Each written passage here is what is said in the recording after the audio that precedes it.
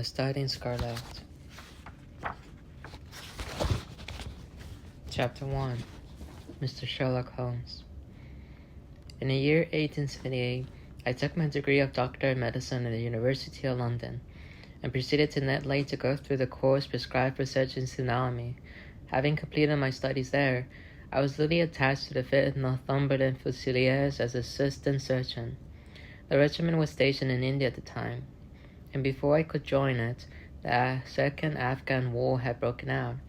On landing at Bombay, I learned that my course had advanced through the passes and was already deep in the enemy's country. I followed, however, with many officers who were in the same situation as myself, and succeeded in reaching Kandahar in safety, where I found my regiment and at once entered upon my new duties. The campaign brought honors and promotion to many, but for me it had nothing but misfortune and disaster.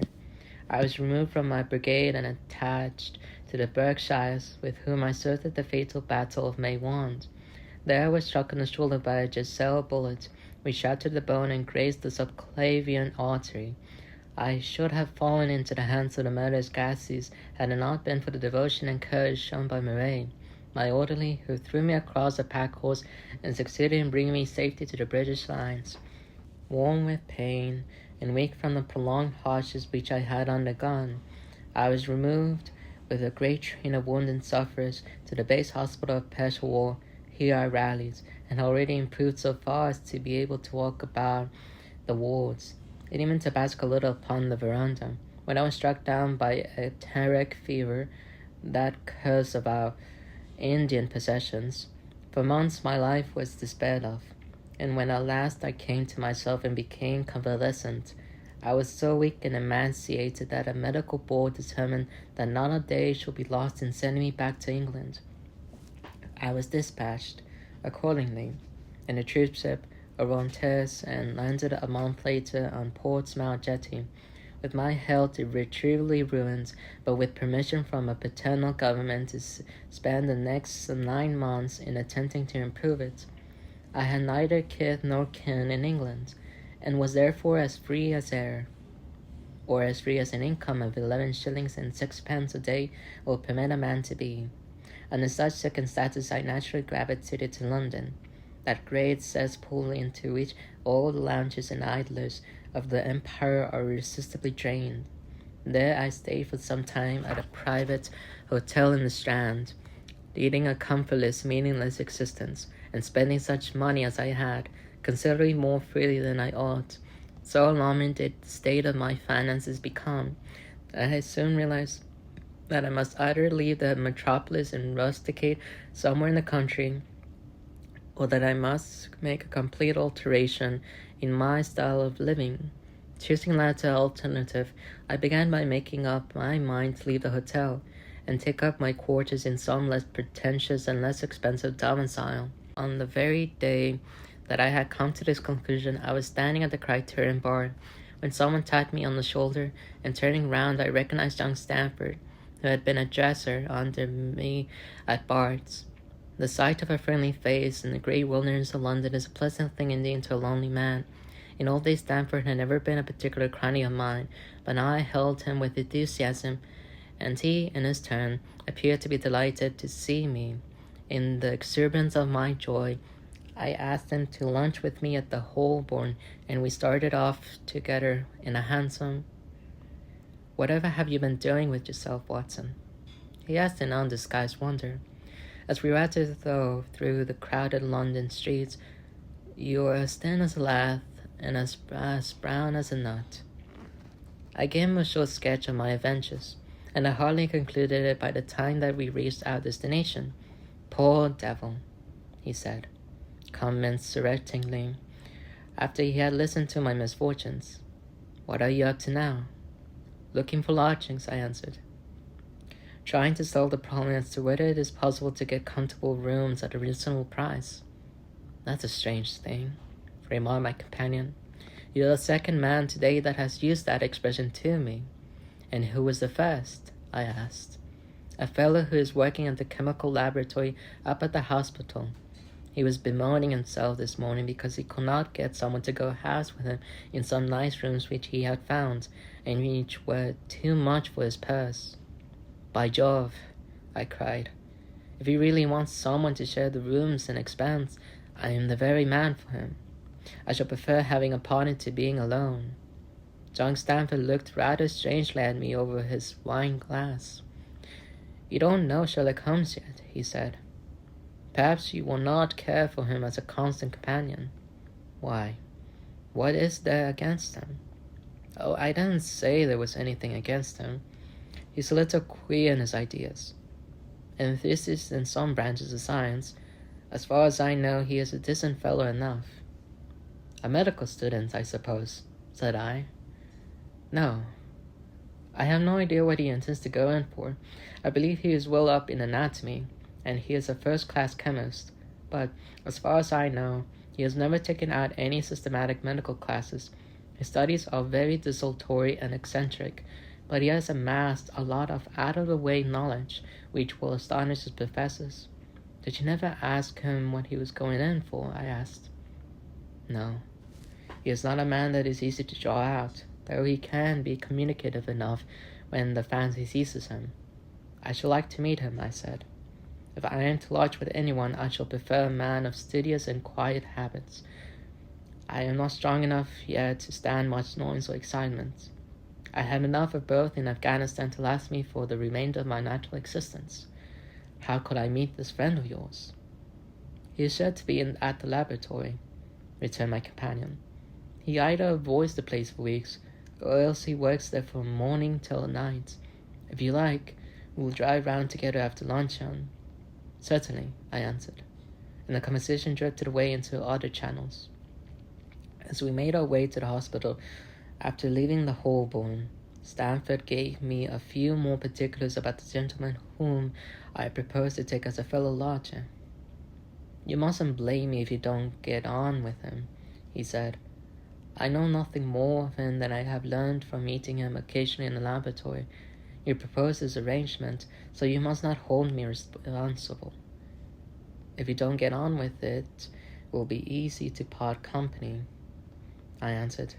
"It seems to me, Stanford," I added, looking hard at my companion, that you have some reason for washing your hands of the matter. Is this fellow's temper so formidable, or what is it? Don't be mealy-mouthed about it." "It is not easy to express the inexpressible," he answered with a laugh. "Holmes is a little too scientific for my tastes. It approaches to cold-bloodedness. I can imagine his giving a friend a little pinch of the latest vegetable alkaloid, not out of malevolence, you understand, but simply out of a spirit of inquiry in order to have an accurate idea of the effects. To do him justice, I think that he will take it himself with the same readiness. He appears to have a passion for definite and exact knowledge." "Very right, too." "Yes, but it may be pushed to excess. When it comes to beating the subjects in the dissecting rooms with a stick, it is certainly taking rather a bizarre shape." "Beating the subjects?" "Yes, to verify how far bruises may be produced after death. I saw him at it with my own eyes." "And yet you say he is not a medical student?" "No. Heaven knows what the objects of his studies are. But here we are, and you must form your own impressions about him." As he spoke, we turned down a narrow lane and passed through a small side door which opened into a wing of the great hospital. It was familiar ground to me, and I needed no guiding as we ascended the bleak stone staircase and made our way down the long corridor with its vista of whitewashed wall and dun-colored doors. Near the farther end, a low arched passage branched away from it and led to the chemical laboratory. This was a lofty chamber, lined and littered with countless bottles. Broad, low tables were scattered about, which bristled with retorts, test tubes, and little Bunsen lamps, with their blue flickering flames. There was only one student in the room.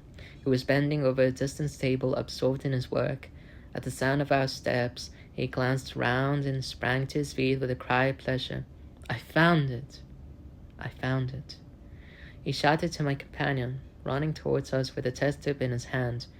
I have found a reagent which is precipitated by hemoglobin and by nothing else. Had he discovered a gold mine, greater delight could not have shown upon his features. Dr. Watson, Mr. Sherlock Holmes, said Stanford, introducing us. How are you? He said cordially, gripping my hand with a strength for which I should hardly have given him credit. You have been in Afghanistan, I perceive. How on earth did you know that? I asked in astonishment. Never mind, said he, chuckling to himself. The question now is about hemoglobin. No doubt you see the significance of this discovery of mine. It is interesting, chemically, no doubt, I answered, but practically.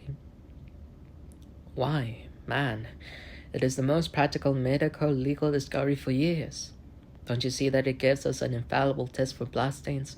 Come on here now. He seized me by the coat sleeve in his eagerness and drew me over to the table at which he had been working. Let's have some fresh blood, he said, digging a long bodkin into his finger and drawing off the resulting drop of blood in a chemical pipette. Now, I add this small quantity of blood to a little water. You perceive that the resulting mixture has the appearance of pure water. The proportion of blood cannot be more than 1 in a million. I have no doubt, however, that we shall be able to obtain the characteristic reaction. As he spoke, he threw into the vessel a few white crystals, and then added some drops of a transparent fluid. In an instant the contents assumed a dull mahogany color, and a brownish dust was precipitated to the bottom of the glass jar. Ha ha! He cried, clapping his hands and looking as delighted as a child with a new toy. What do you think of that? It seems to be a very delicate test, I remarked. Beautiful, beautiful.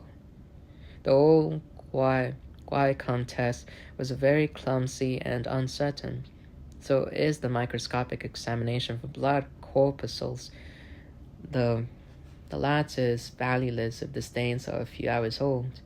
Now, this appears to act as well whether the blood is old or new. Had this test been invented, there are hundreds of men now walking the earth who would long ago have paid the penalty of their crimes. Indeed, I murmured. Criminal cases are continually pinching upon that one point. A man is suspected of a crime months perhaps after it has been committed. His linen clothes are examined and brownish stains discovered upon them. Are they blood stains, or mud stains, or rust stains, or fruit stains, or what are they? That is a question which has puzzled many an expert. And why? Because there was no reliable test. Now we have the Sherlock Holmes test, and there will no longer be any difficulty. His eyes fairly glittered as he spoke, and he put his hands over his heart and bowed as if to some applauding crowd conjured up by his imagination. You ought to be congratulated, I remarked, considerably surprised at his enthusiasm. There was the case of von Bischoff at Frankfurt last year. He would certainly have been hung had this test been in existence. Then there was Mason of Bradford, and the notorious Mueller, and Lefebvre of Montpellier, and Sampson of New Orleans. I could name a score of cases in which it would have been decisive. You seem to be a walking calendar of crimes, said Stanford with a laugh. You might start a paper of those lines, call it the Police News of the Past. Very interesting reading it might be made too, remarked Sherlock Holmes, sticking a small piece of plaster over the prick of on his finger. I have to be careful, he continued, turning to me with a smile, for I dabble with poisons a good deal. He held out his hand as he spoke, and I noticed that it was all mottled over with similar pieces of plaster, and discolored with strong acids. We came here on business, said Stanford, sitting down on a high three-legged stool and pushing another one in my direction with his foot. My friend here wants to take diggings, and as you were complaining that you could get no one to go halves with you, I thought I had better bring you together. Sherlock Holmes seemed delighted at the idea of sharing his rooms with me. I have my aunt in a suite in Baker Street, he said, which would suit us down to the ground. You don't mind the smell of strong tobacco, I hope. I always smoke ships myself, I answered. That's good enough. I generally have chemicals about, and occasionally do experiments. Will that annoy you? By no means. Let me see. What are my other shortcomings? I get in the dumps at times and don't open my mouth for days on end. You must not think I am sulky when I do that. Just let me alone and I'll soon be right. What have you to confess now? It's just as well for chief fellows to know the worst of one another before they begin to live together. I laughed at this cross-examination. I keep a bullpup, I said, and I object to rows because my nerves are shaken, and I get up at all sorts of ungodly hours, and I am extremely lazy. I have another set of vices when I'm, well, but those are the principal ones at present. Do you include violin playing in your category of rows? He asked anxiously. It depends on the player, I answered. I will play violin as a treat for the gods. A badly played one. Oh, that's all right, he cried, with a merry laugh. I think we may consider the thing as settled. That is, if the rooms are agreeable to you. When shall we see them? Call for me here at noon tomorrow, and we'll go together and settle everything, he answered. All right, not exactly, said I, shaking his hand. We left him working among his chemicals, and we walked together towards my hotel.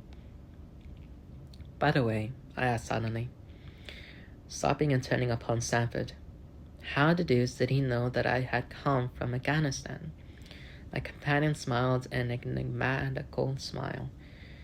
That's just his little peculiarity, he said. A good many people have wanted to know how he finds things out. Oh, a mystery, is it? I cried, rubbing my hands. This is very piquant. I am much obliged to you for bringing us together. The proper study of mankind is man, you know. You must study him, then, Stamford said, as he bade me goodbye. You'll find him a naughty problem, though. I'll wager he learns more about you than you about him. Goodbye. Goodbye, I answered, and strolled on to my hotel, considerably interested in my new acquaintance.